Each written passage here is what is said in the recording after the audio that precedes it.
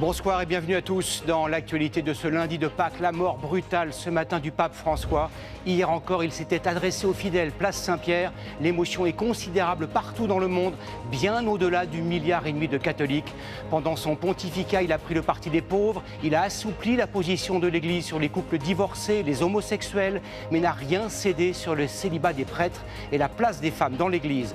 Qui succédera à François? Ces dernières années, il avait nommé des cardinaux proches de ses idées. Ce sont eux qui éliront son successeur lors du conclave qui se réunira dans 15 jours au plus tôt. Également dans l'actualité, 5 départements en alerte orange aux crues. Plusieurs rivières sont sorties de leur lit. De nombreuses routes restent coupées. Des maisons et des campings ont dû être évacués. Enfin, ces nouvelles attaques contre des prisons et des surveillants. Le ministre de la Justice dénonce des intimidations contre la République. La piste des narcotrafiquants semble privilégiée, mais aucune interpellation n'a eu lieu pour l'instant. Rome, Paris, Buenos Aires, Madrid, 4 villes parmi des dizaines d'autres qui rendent hommage ce soir au pape François, mort à l'âge de 88 ans. Hier, rassemblant ses toutes dernières forces, le pape était apparu place Saint-Pierre pour la traditionnelle bénédiction de Pâques. Ignacio Bordassin, Lise Cloy et Pauline Normand. En ce moment même, la place Saint-Pierre est un immense lieu de prière.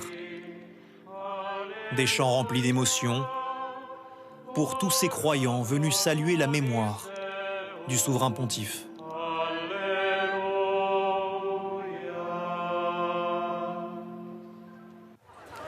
Ils ont afflué par milliers toute la journée sur la place Saint-Pierre en hommage au pape François. Des catholiques venus du monde entier pour qui le souverain pontife était un guide spirituel. C'est un pape qui a tellement fait pour la paix et le bien du monde. C'est un homme qui a innové pour l'Église, un homme qui va laisser un grand héritage. Son absence nous cause beaucoup de douleur. Un pape qui aura su parler à toutes les générations de croyants venus à Rome pour célébrer Pâques. C'est une grande émotion, une grande tristesse pour toute la population, pour les jeunes et même pour les personnes âgées. On l'a vu hier midi, quoi. C'était à midi et là ce matin il était décédé. Le pape François est apparu aux fidèles hier pour la dernière fois au balcon du Vatican pour la messe pascale. Très affaibli, il a seulement pu adresser quelques mots à la foule. Chers frères et sœurs, joyeuse Pâques.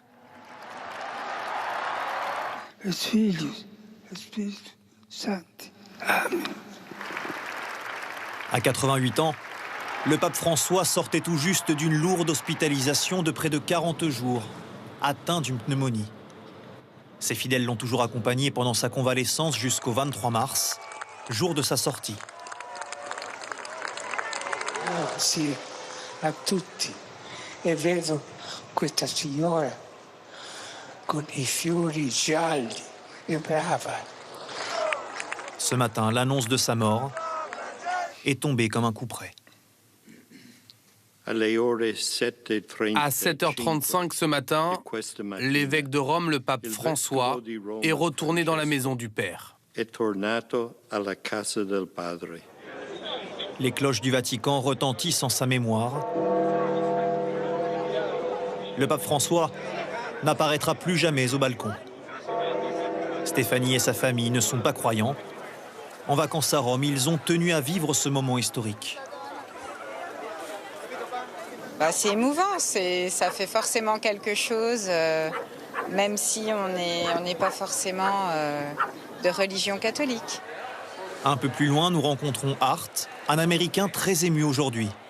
Il a pu voir le pape à 2 reprises au cours de sa vie. Il s'arrêtait devant chaque personne et il se concentrait uniquement sur vous. Je souhaite vraiment pouvoir lui rendre un dernier hommage lorsque son cercueil sera exposé. Ce soir, près d'1,5 milliard de catholiques ont perdu leur souverain pontife. Ce matin, à 11h précises, les cloches de Notre-Dame ont sonné 88 fois pour les 88 années de vie du pape. De tous les pays, la France est celui qui a reçu le plus souvent la visite de François. Il est venu à 3 reprises et a laissé à chaque fois plus qu'un souvenir, une marque indélébile. Ce fut le cas en septembre 2023 à Marseille. Mathias Béringer, Amaël Brignoli et Kezia Cretin. Ce soir, difficile de se faire une place dans les travées de la cathédrale de la Major. Nous sommes tous un peu orphelins. Une messe pour rendre hommage au pape François décédé ce matin. Toute la journée, les Marseillais ont tenu à saluer la mémoire du chef de l'Église. Hier, on l'a vu très fatigué. Quand il a parlé, quand il a fait la bénédiction, c'était... Oui, on le trouvait fatigué. Mais quant à mourir ce matin, non, quand même. Il respire la bonté, l'amour. Une affection que les habitants de la cité phocéenne ont pu lui témoigner directement. C'était en septembre 2023. Depuis son homélie dans un stade vélodrome aussi fervent qu'à l'accoutumée, le pape François avait tenu à saluer ses fidèles en français. Bonjour Marseille, bonjour la France.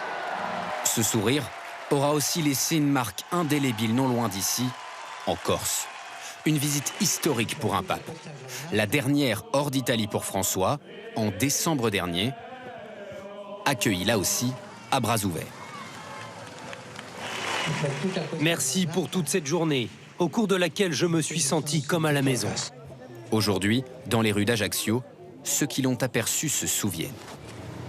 Tout le monde y était, tous mes enfants, mon épouse, voilà. Et c'est triste. C'est un grand homme. Il y avait une ferveur et vraiment on se sentait transporté, d'abord par le message et aussi par sa présence. Une présence, ressentie aussi par les 25 000 visiteurs et croyants présents au sanctuaire de Lourdes aujourd'hui. Ce lundi de Pâques, soyez les bienvenus à la grotte de Massavielle.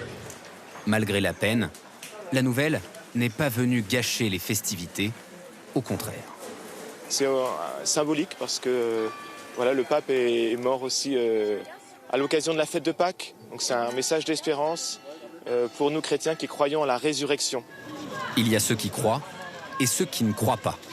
Autour de Notre-Dame de Paris ce soir, de nombreux passants retiendront ces prises de position. Un homme qui a tenté des progrès, qui en a initié certains, qui n'a peut-être pas eu le temps de les initier tous ou peut-être pas le pouvoir de les initier tous. Une veillée se tient en ce moment à Notre-Dame de Paris pour célébrer un pape qui aura su marquer les Français de son empreinte. Et à l'instant, le Vatican a précisé la cause de la mort du pape François qui a succombé à un AVC ce matin dans son appartement de la résidence Sainte-Marthe au Vatican. Le 13 mars 2013, lorsque Jorge Bergoglio est élu pape, son nom est inconnu en dehors de son pays natal, l'Argentine. Immédiatement, il laisse entendre qu'il va agir vite, réformer, dépoussiérer, bousculer l'institution. L'Église, dit-il, doit être populaire, loin de l'argent qui brille et proche des exclus. François, premier pape non européen depuis l'Antiquité, aura marqué son temps. Pierre Corieux, Florence Lecnec et Esther Lefebvre. Un pontificat commence toujours de la même manière. Habemus Papam. Mais ce 13 mars 2013 marque une rupture. La Sainte Église romaine désigne le cardinal Bergoglio. Il a décidé de prendre pour prénom François. Un nom inédit pour un pape, en référence à saint François d'Assise. Un marqueur déjà de son engagement en faveur des plus fragiles. Buonasera. Il est le premier souverain pontife jésuite, le premier aussi originaire d'Amérique latine. On dirait que mes frères cardinaux sont allés chercher l'évêque de Rome quasiment au bout du monde. Il succède à Benoît XVI, qui vient de démissionner. Image historique, un pape et son successeur réunis, du jamais vu depuis 7 siècles.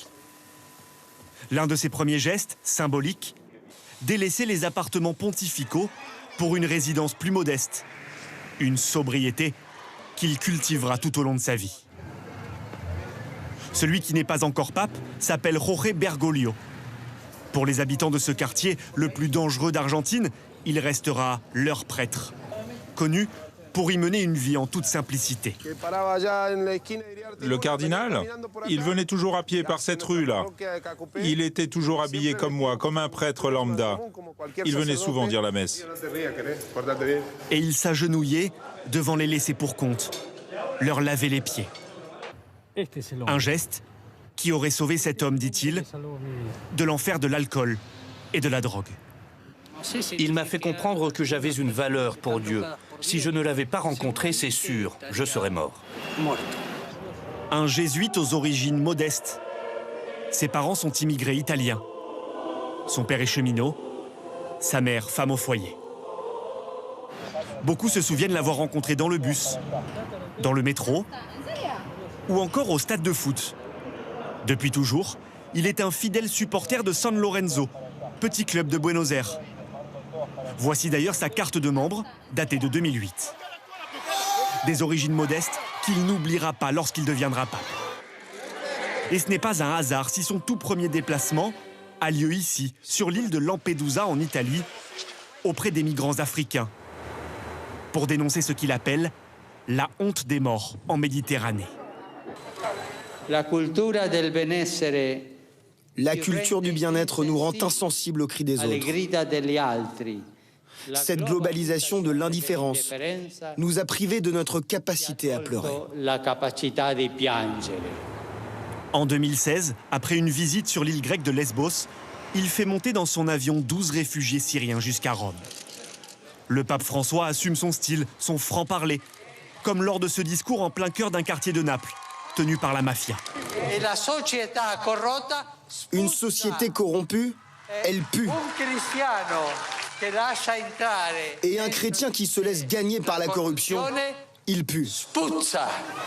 Offensif sur tous les sujets.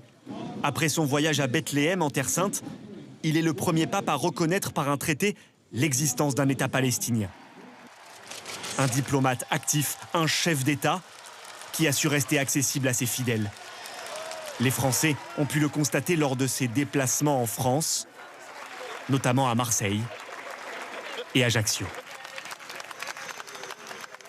Marseille, précisément, l'archevêque de la deuxième ville de France, Jean-Marc Aveline, était particulièrement proche du pape. Comme tous les autres cardinaux électeurs, il a reçu aujourd'hui une notification venue de Rome lui demandant d'être au Vatican demain à partir de 9 h. Il avait côtoyé le souverain pontife lors de sa mémorable visite à Marseille. Écoutez le souvenir qu'il en garde.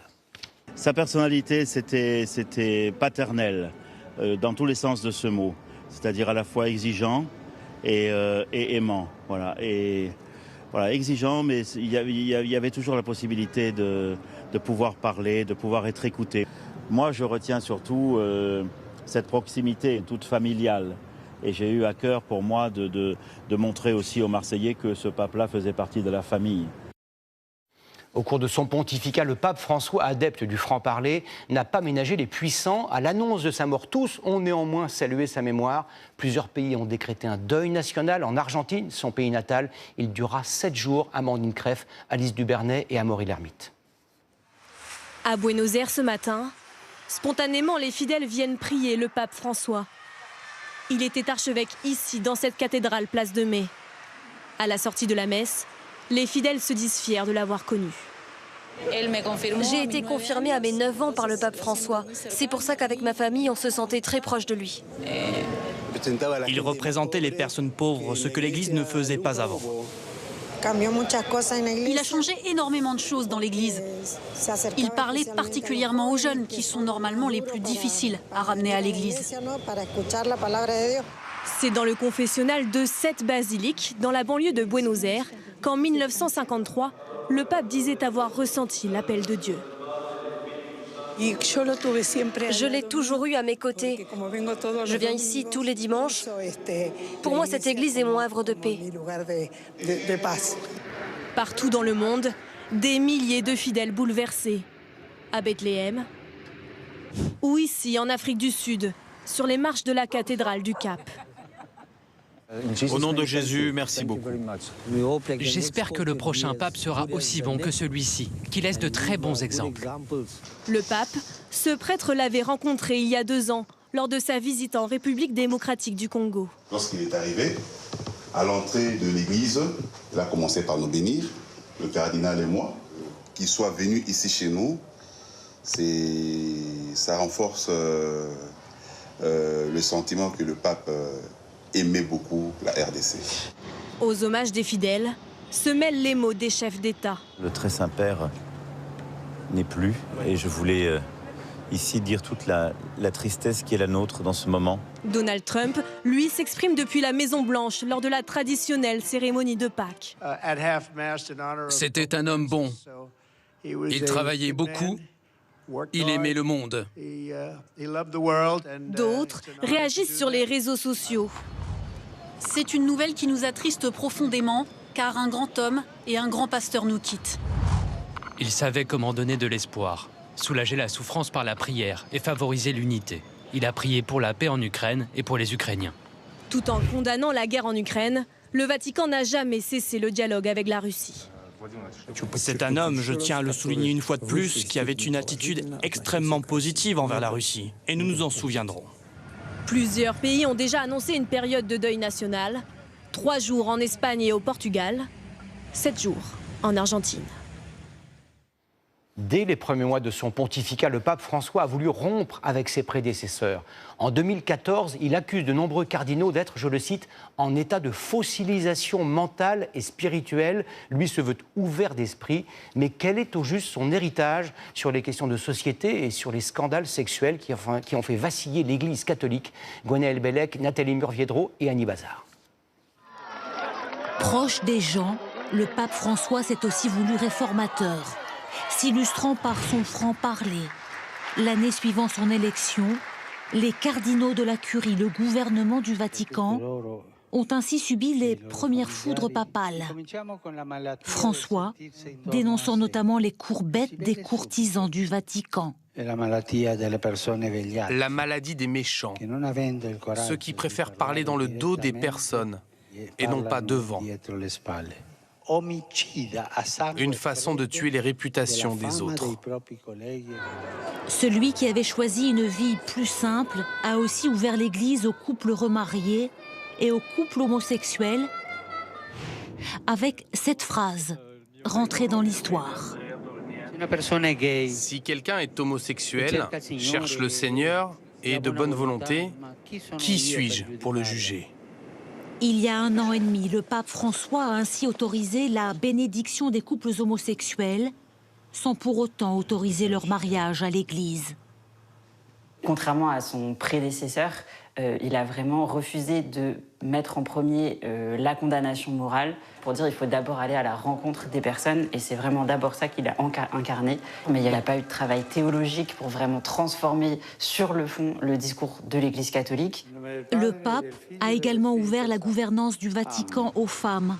Pour la première fois, l'une d'entre elles est à la tête d'un ministère du Vatican, Simona Brambilla. Pour la première fois également, près de 15% de femmes dans un synode, conseil qui ordinairement ne réunit que des évêques. Parmi elles, notamment cette Française, Nathalie Bécard. Le seul problème que ça pose, c'est que cette décision, elle ne change pas la norme dans le gouvernement de l'Église. C'est-à-dire que le pape suivant ne sera pas obligé de nouveau de nommer des femmes. Il n'y a pas de règle de parité qu'il a beaucoup écrit, le pape, sur le sable, et il n'y a pas beaucoup gravé dans le marbre. À Rome, il vaut mieux graver dans le marbre. Autre avancée face à l'ampleur des crimes pédophiles dans l'Église, le pape François a fait part de sa honte, rendant obligatoire le signalement de tous les cas. L'Église a ouvert ses archives. Un cardinal américain reconnu coupable a été rendu à l'État laïque, défroqué. Le pape François est resté inflexible dans plusieurs autres domaines. L'avortement, la fin de vie ou le mariage des prêtres. Bonsoir Mathieu Carman, vous êtes en duplex du Vatican depuis la place Saint-Pierre, une place qui se remplit de minute en minute. Que va-t-il se passer précisément dans les heures à venir? Ce que l'on sait, c'est que rien n'a été laissé au hasard.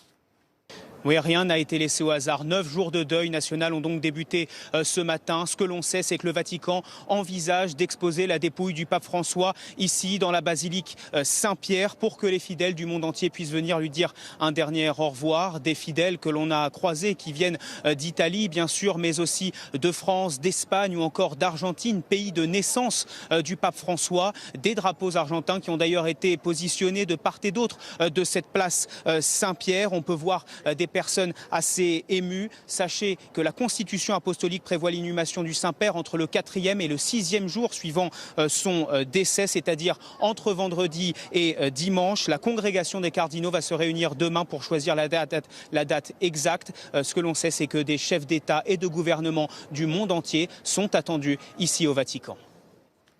Merci Mathieu Carman. Depuis 7h35 ce matin, l'Église catholique est entrée dans une période dite en latin de sede vacante, c'est-à-dire de sièges vacants laissés par la mort du pape. Dans une quinzaine de jours, 135 cardinaux électeurs venus du monde entier s'enfermeront en conclave dans la chapelle Sixtine pour élire le 267e pape de l'histoire, Nicolas Robertson et Élise Kousmak. D'ici 15 à 20 jours, la chapelle Sixtine sera transformée. Plus aucun touriste. On y installera les chaises, le plancher et le fameux poêle en fonte avec sa cheminée. Tout doit être prêt pour accueillir les cardinaux. Ils y seront enfermés avec pour seul objectif élire parmi eux le successeur du pape François. C'est le conclave, littéralement conclavé en latin, fermé à clé. Après chaque vote, jusqu'à 4 par jour, les bulletins sont brûlés dans le poêle, avec l'ajout de fumigène pour communiquer le résultat à la foule massée à l'extérieur. Fumée noire, vote non concluant.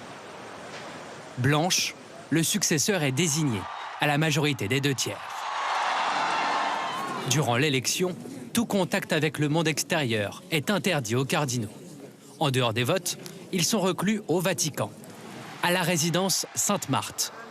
Aucun portable, aucun ordinateur n'est autorisé. Derrière ces murs, c'est une sorte de campagne électorale qui se joue. Les cardinaux débattent, des stratégies sont élaborées, des camps s'affrontent et des candidatures émergent. Quel homme sera capable de prendre cette charge sur les épaules, d'être un homme suffisamment médiatique pour s'adresser au monde entier, d'être un bon leader pour coordonner toutes ces tendances, toutes ces différences entre eux. Et c'est ça le conclave. Ce scrutin sera inédit, car pendant son pontificat, le pape François a profondément modifié le collège des cardinaux. Sur les 135 cardinaux électeurs de moins de 80 ans, il en a nommé 108, venus de tous les coins du monde, d'Afrique, d'Asie, d'Amérique ou d'Océanie. Majoritairement des réformateurs, partisans d'une église plus ouverte sur le monde. Une manière de peser sur le choix de son successeur. C'est un héritage moral et politique, parce que le Vatican, disons-le, est très politique. Et c'est important, c'est marquer son empreinte, alors peut-être pas pour l'éternité, mais pensez que vos idées vous survivront. Parmi ces cardinaux électeurs, 5 Français et un Franco-Algérien. Philippe Barbarin, Jean-Marc Aveline, Christophe Pierre, Dominique Mamberti, François-Xavier Bustillo et Jean-Paul Vesco, l'archevêque d'Alger. Mais d'après les observateurs, aucun ne fait figure de favori. Pour l'instant, les regards se tournent vers les cardinaux italiens, avec en tête Pietro Parolin, l'actuel secrétaire d'État du Vatican. Les plus conservateurs, eux, préfèrent le Guinéen Robert Sarra, soutenu par les cardinaux africains. Un candidat qui serait trop clivant ne peut pas rassembler. Et c'est ce qui fait dire que dans le prochain conclave, comme dans les précédents, un candidat très progressiste ou au contraire très conservateur n'a pas de chance. Une dizaine de noms de favoris, ce qu'on appelle les papabilés, circulent actuellement. Et nous reviendrons dans quelques minutes sur la mort du pape François et aux nombreux hommages en France et dans le monde entier avec les toutes dernières images. Également dans l'actualité de ce lundi, ces 5 départements, vous les découvrez, placés en vigilance orange, crue par Météo France. La Gironde, la Charente, la Charente-Maritime, la Corrèze et la Dordogne sont en état d'alerte. En Dordogne, plusieurs campings ont dû être évacués. Le pic de la crue est attendu dans les prochaines heures. Sarah Francesconi, Florian Gourdin et Corinne Chevreton. La promesse d'un repas au bord de l'eau s'est transformé en cauchemar en 24 heures. Fermeture obligatoire pour ce restaurant. Impossible même d'ouvrir la porte pour constater les dégâts. Franchement, je ne veux pas prendre de risques, je préfère même pas ouvrir. Parce qu'on ne sait jamais. Avec le poids de l'eau, c'est tellement puissant que je ne sais pas ce qui peut se passer. Parce que je savais que ça allait monter, mais franchement, on ne pensait pas que ça allait être autant, quoi. Enfin, même tous les commerçants sont choqués que ce soit monté aussi vite, quoi. À quelques mètres, d'autres commerçants sont inquiets. Le pic de la crue n'est pas encore atteint et l'eau continue de monter. Tout se joue à quelques centimètres parfois. On a à peine 8 cm avant d'arriver à l'intérieur de la boutique. Vous voyez, toute la papeterie, ne serait-ce que quelques millimètres qui rentrent dans la boutique, on risque d'avoir des dégâts monstrueux. Les crues ne sont pas inhabituelles à Montignac-Lascaux, mais pour un mois d'avril, c'est presque du jamais vu. Cet agriculteur s'est lui aussi laissé surprendre. On en voit ici encore dans l'eau qui sort, mais bon, à part qu'ils soient amphibies, c'est fichu. Il venait tout juste de semer 11 hectares de maïs. Aujourd'hui, il vient de perdre la moitié de sa production. Le souci qu'il y a, c'est que la berge est plus haute que le niveau du sol. Donc là, ça va faire une cuvette, il va rester de l'eau, qui va rester stagner peut-être une dizaine de jours. Et donc c'est là que les dégâts vont se faire derrière. Et là, c'est quand même exceptionnel. Donc là, on a du travail en plus, on va refaire, et puis voilà, quoi. On a l'habitude de faire ça, mais le faire 2 fois, c'est ralent, quoi. Dans le département, 8 campings ont été contraints d'évacuer. Malgré l'ouverture de la saison, les réceptionnistes annulent les réservations. Là, on attend que la vague passe. Et dans les allées, 80% des vacanciers sont partis ou ont été relogés.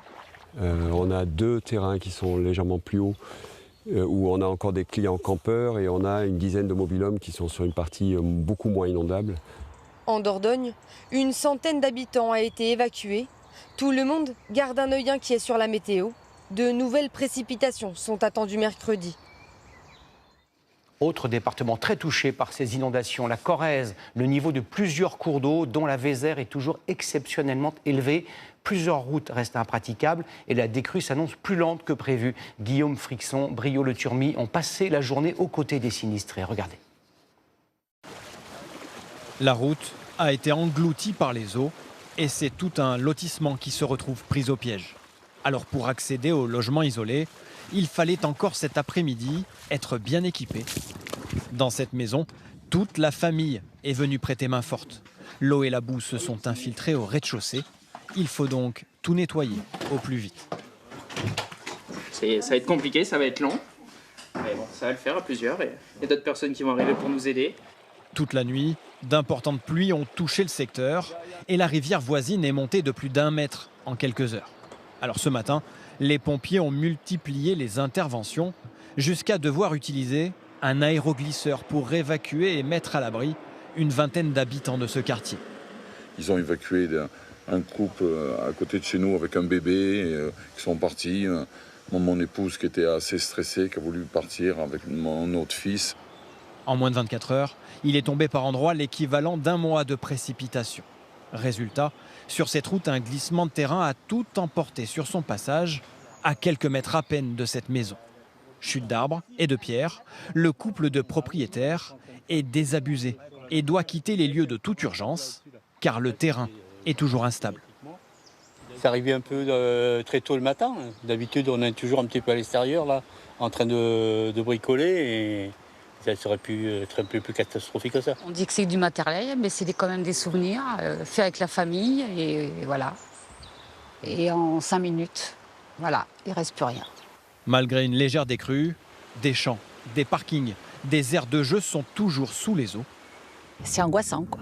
C'est angoissant. Ben, ça fait peur. Ça fait, quand on voit tout ce qui se passe maintenant, on a un peu peur. C'est vrai. On constate les dégâts. Voilà. Une demande de reconnaissance de l'état de catastrophe naturelle devrait être demandée par une dizaine de communes du département de la Corrèze. Une prison et des surveillants à nouveau pris pour cible la nuit dernière près de Lyon et en Isère. Le ministre de la Justice, Gérald Darmanin, a dénoncé des actes d'intimidation contre la République. Le parquet antiterroriste s'est saisi de l'enquête. Laszlo Gelabert, Séverine Agi et Brice Gérès. Un pavillon avec petit jardin. On trouve ici le volet. Criblé de balles de 9 mm. Ici, et le volet roulant. Il est environ 2h30 cette nuit, lorsque cette maison est visée par des tirs d'armes à feu. Un cocktail Molotov est aussi lancé sur la porte d'entrée ravagée par les flammes. Les assaillants pensaient viser le domicile d'une agent pénitentiaire. À l'intérieur vivent en fait 2 retraités. Leur fils a accepté de nous répondre à visage caché. On fait de maisons ou de cibles ou de lotissements, je ne sais pas, mais en tout cas, mes parents n'ont rien à voir avec le monde de la justice, ça c'est clair et net. Une grosse peur pour les parents, ouais, bien sûr. Sur la porte du garage est tagué le nom de la surveillante visée et 4 lettres, DDPF pour droit des prisonniers français. De qui s'agit-il? L'enquête doit le déterminer. Dans la même rue, cette autre maison, actuellement inoccupée, a aussi été prise pour cible cette nuit. Cette habitante dormait lorsqu'elle a été réveillée par des coups de feu. Et quelle barbarie. Ça me choque qu'on attaque des gens pénitentiaires chez eux et ça me choque aussi qu'on attaque des personnes qui ne font pas partie du centre pénitentiaire. Enfin, mes voisins, ils ont failli se faire tirer dessus soit à la retraite en fait. Cette nuit aussi, à quelques kilomètres de là, sur le parking sécurisé de la prison de Lyon-Corba, 2 voitures ont été brûlées. Les 2 véhicules appartenaient à des agents de l'établissement. Ces nouvelles actions d'intimidation suscitent l'indignation des syndicats. Un établissement pénitentiaire, c'est l'autorité de l'État qu'on attaque quand on s'y attaque. Pareil pour les personnels qui y travaillent. Le parquet national antiterroriste s'est saisi des faits survenus dans ce lotissement, réputé tranquille jusqu'à maintenant. Ces mitraillages, ces menaces durent depuis 9 jours. Des prisons, des surveillants et leurs familles sont visés. Personne ne doute du caractère coordonné de ces attaques, mais aucune interpellation n'a eu lieu. Où en est l'enquête? Qui se cache derrière ce mystérieux acronyme DDPF? Peut-on protéger davantage les agents pénitentiaires? Maureen Bajac, Matteo Ciaravino et Olivier Martin. Aix-en-Provence, Agen, Valence. Depuis une semaine, des voitures incendiées et des agents pénitentiaires pris pour cible. Mais toujours, aucune interpellation. Où en est l'enquête? Première difficulté, identifier les malfaiteurs. Ils se filment sur ces vidéos qu'ils publient sur messagerie cryptée, cagoulés, de nuit.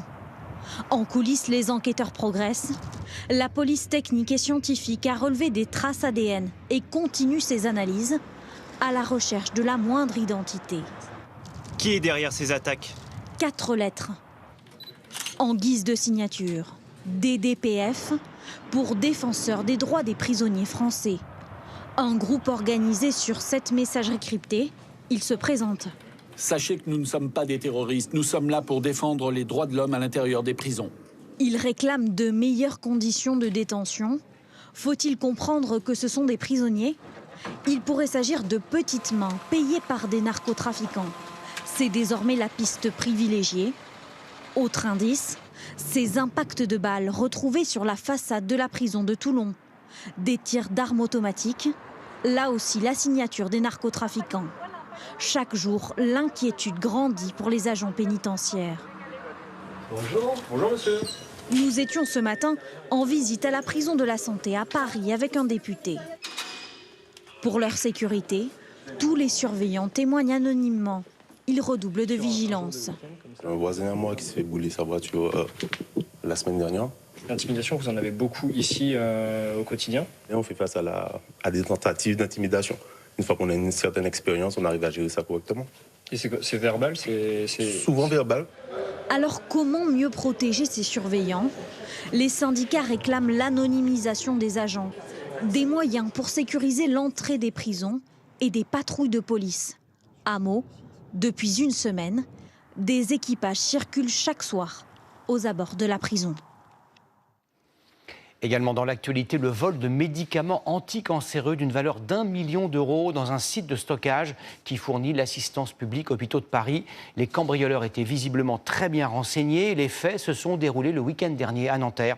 Léa Merlier, Lucie Lascaux et Romain Reverdy. L'effraction a eu lieu dans la nuit de samedi à dimanche, dans cet entrepôt sécurisé de l'assistance publique des Hôpitaux de Paris. Entre 3h et 4h du matin, 3 hommes cagoulés forcent une porte et s'introduisent dans le bâtiment. Ils dérobent plusieurs cartons de médicaments contre le cancer. Une alarme se déclenche et alerte un vigile qui tombe nez à nez avec les voleurs. Ils prennent la fuite, laissant une partie des cartons sur place. D'après le parquet de Nanterre, des médicaments auraient été volés et d'autres rendus inaptes à utilisation. pour avoir été sortis de la chambre froide. Le préjudice total serait d'environ 1 million d'euros. Ce n'est pas la première fois que ce site des Hauts-de-Seine est cambriolé. En décembre 2023, des malfaiteurs y avaient déjà dérobé une palette d'un anticancéreux d'une valeur de 2 millions d'euros. Pourquoi ces médicaments sont-ils ciblés par les voleurs? Au cœur de juteux trafics, ils sont pour la plupart revendus dans des pays d'Europe de l'Est, du Maghreb ou du Moyen-Orient. Ce business attire notamment les narcotrafiquants, car moins risqués, d'après cet avocat. Ils traitent de plus en plus d'affaires de ce type. Ils ont bien compris que le risque pénal, c'est-à-dire l'emprisonnement, était beaucoup plus faible. On va dire qu'une peine moyenne pour un trafic de stupéfiants d'ampleur, c'est entre 4 et 8 ans. Pour un trafic de médicaments, on est sur les 2-3 ans. Les caméras de vidéosurveillance du site sont en cours d'analyse pour tenter d'identifier les voleurs. Contactée, l'assistance publique des hôpitaux de Paris ne souhaite pas faire de commentaires, mais assure que ce vol est sans conséquence sur la prise en charge des patients. Dans l'Hérault, le corps de l'adolescent de 13 ans disparu en mer hier à Palavas-les-Flots a été retrouvé par les sauveteurs. Il était parti nager en fin d'après-midi avec sa famille. La météo était mauvaise, les vagues hautes d'1,50 m. Une enquête a été ouverte par le parquet de Montpellier. Combien de temps faudra-t-il pour reconstruire Mayotte? Les travaux ont-ils commencé? En visite dans l'archipel, Emmanuel Macron a annoncé ce soir un plan de refondation de plus de 3 milliards d'euros, 4 mois après le passage du cyclone Chido, le plus dévastateur dans l'archipel depuis presque un siècle. Mathieu Desmoulins, Léonard Attal et Julie Janus. Surtout, ne pas se fier à la musique, ni aux embrassades. À Mayotte, le désarroi des habitants est loin d'avoir disparu et se transforme petit à petit en impatience. Je suis hébergé chez de la belle famille, mais ça fait 4 mois que je suis petit. Là, je suis enceinte du 2e. On vit sous les bâches et c'est pas du tout agréable. Ça fait 4 mois qu'on est debout. Et en frustration face aux aides promises par l'État. Et là, on attend le taux zéro, mais à chaque fois qu'on appelle à la banque, ils sont pas au courant. Une reconstruction des maisons trop lente aux yeux des habitants, quand les logements de fortune, eux, ont déjà fait leur retour dans l'archipel. Juste après le passage du cyclone Chido, le gouvernement avait promis de refonder Mayotte sans les bidonvilles. 4 mois plus tard, le constat est flagrant. Regardez, quasiment tous ont été reconstruits. C'est facile à construire. Il suffit juste une tôle et un bout de bois, et poser le clou, ça tient et ça monte. Alors, 4 mois après sa première visite, Emmanuel Macron promet désormais un coup d'accélérateur et a présenté ce soir plusieurs lois censées faciliter les travaux.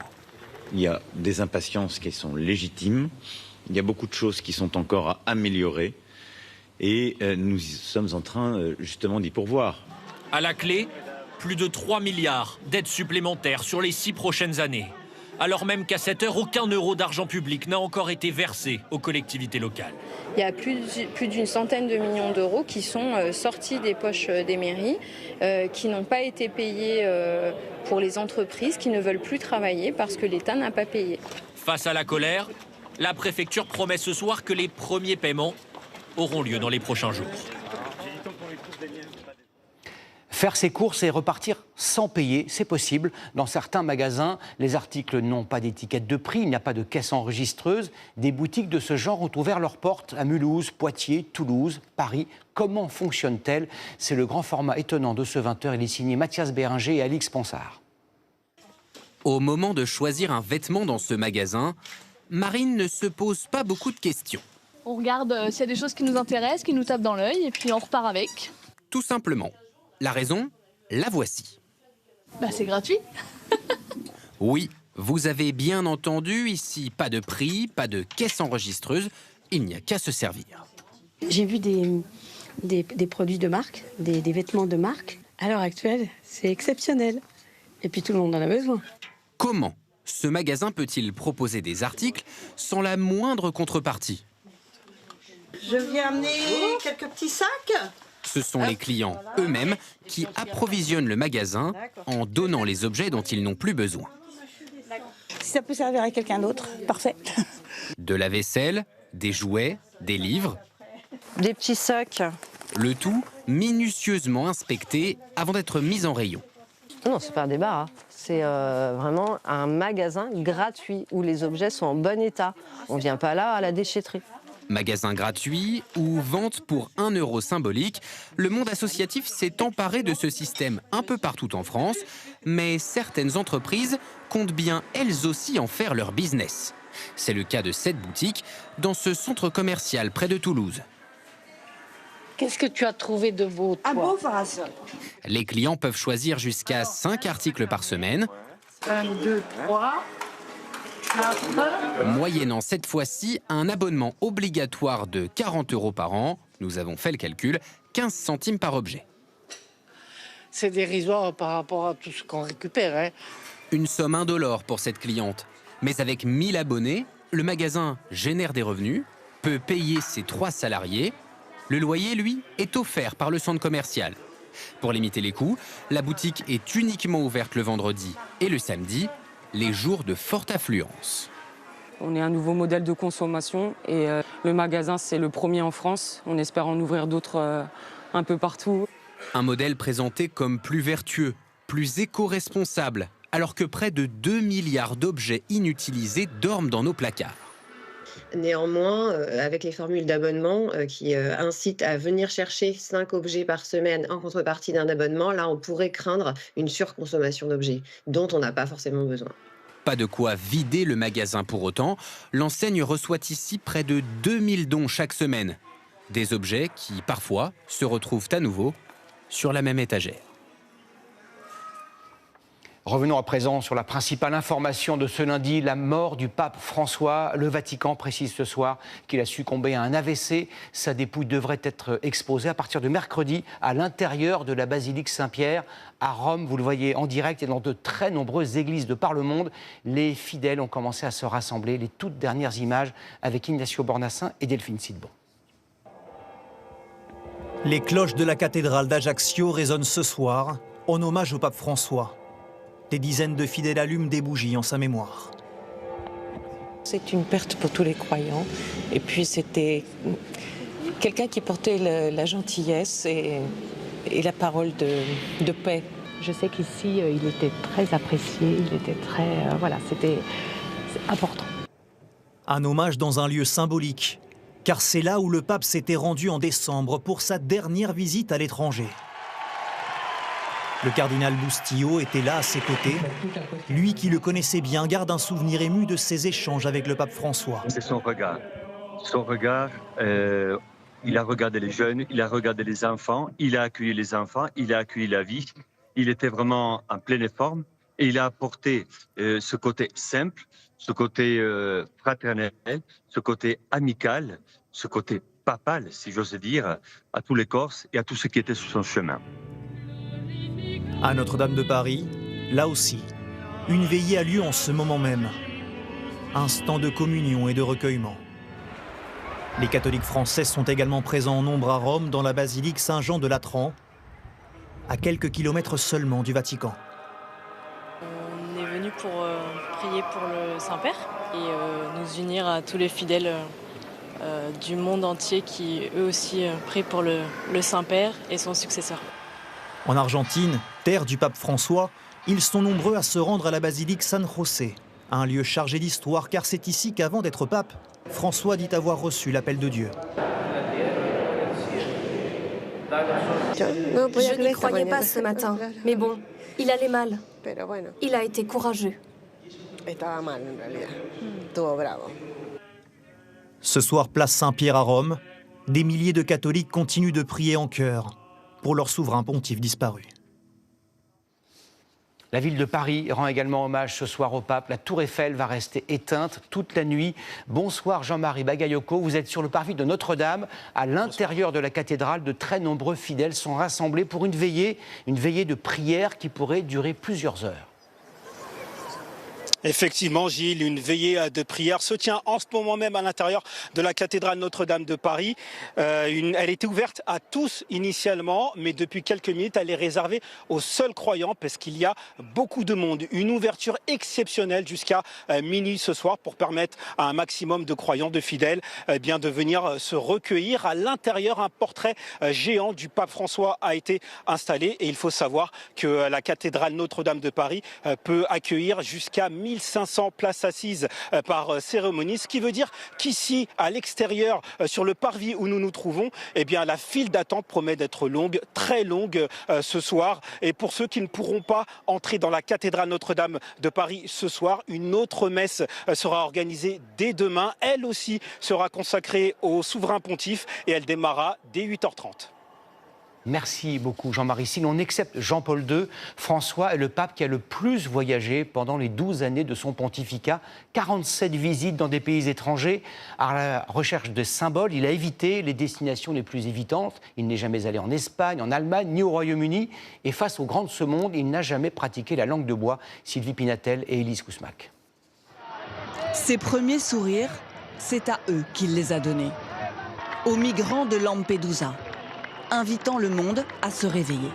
La globalisation de l'indifférence nous a retiré notre capacité à pleurer. Alors quand les États européens ferment leurs frontières, le pape, lui, revient de Lesbos et comme un pied de nez, ramène avec lui 3 familles de réfugiés syriens à Rome. Lui, l'Argentin, fils d'immigrés italiens, fait ainsi de ses premiers déplacements la signature de son pontificat, bousculer les lois des puissants pour protéger les plus faibles. S'adresser aux grands patrons depuis l'un des pays les plus pauvres, la Bolivie. Cette économie tue. Cette économie exclut. Cette économie détruit la terre-mère. En 12 ans de pontificat, François a visité une centaine de pays, y compris les terrains de guerre, comme en Centrafrique, invitant les dirigeants du monde à pousser les portes du pardon. Je lance cet appel. Laissez tomber tous ces instruments de mort. Il a interpellé directement les chefs d'État pour trouver des solutions, pour essayer de mettre un terme à ces conflits. Il a pour ça fait usage de la diplomatie vaticane et ça a été pour lui un levier essentiel pendant son pontificat. Des balcons de la Maison-Blanche à Bethléem, François n'a eu de cesse de réclamer la paix entre les peuples. Et ce jour-là, alors qu'il s'adresse à la Vierge, j'aurais voulu te remercier pour la miséricorde que tu accordes au peuple ukrainien. Le pape ne parvient pas à retenir ses larmes. Jusqu'au bout, François aura ainsi donné sa priorité aux plus fragiles. Quand il vient en France, il choisit Marseille, le sud, plutôt que la capitale. Et quand Paris célèbre l'an dernier la résurrection de Notre-Dame, lui préfère la foi populaire du peuple corse. Et hier, dernier acte politique de son pontificat, quand le vice-président américain demande à le rencontrer. Il lui donne des chocolats pour ses enfants, mais dans son dernier message au monde, c'est bien la politique migratoire de Donald Trump qu'il a condamnée. LCI vous propose ce soir une soirée spéciale consacrée à la mort du pape François. Rendez-vous sur le canal 26 sur TF1. Ne manquez pas demain à partir de 7h la matinale avec Maud Descamps et toute son équipe. Ils recevront notamment Marine Tondelier, la secrétaire nationale des écologistes. Tout de suite, la météo d'Evelyne Delia, puis votre série Le Nounou. Demain à 13h, Marie-Sophie Lacaro. Je vous retrouve à 20h. Bonne soirée à tous. À demain.